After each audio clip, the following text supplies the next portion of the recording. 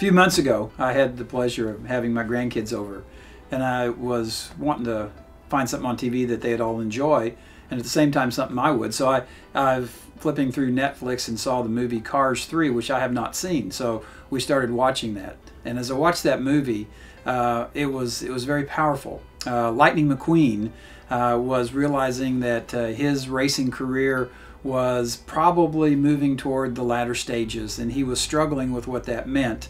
And he was trying really hard to compete, but wasn't showing the fruit from it that he wanted.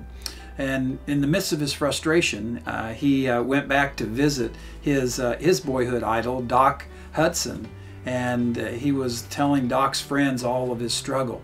And one of the friends told Lightning, he says, "You know when Doc's greatest moments in racing were?" And Lightning, without hesitation, said, "Well, you sure, when he was winning all of his trophies." And this old race car just shook his head and said no. Said Doc's greatest moments was when he was training you to be a racer. As I watched that, I have to admit tears were coming to my eyes, because I knew that there was transition coming in our pastoral staff in just a few months, and that those two people that were coming were both really young people. And I saw that God was giving me kind of a vision for a repurposing of my ministry, and an opportunity to be a mentor and a coach to two young people that are excited and new in ministry, and a way to groom them. And so I embraced what was happening, and not looking at getting old and aging, but an opportunity to repurpose the gifts that God had given me so that I could pour in to the next generation of pastors here at Sunrise.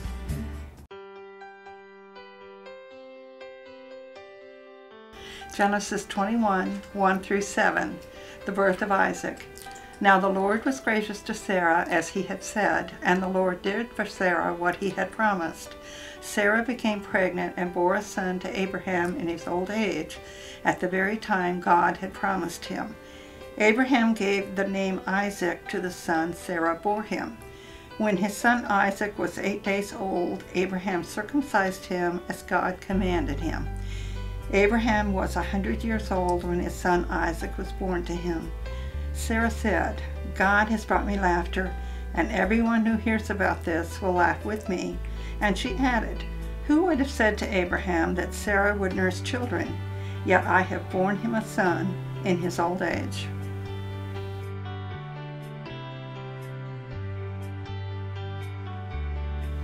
Aye.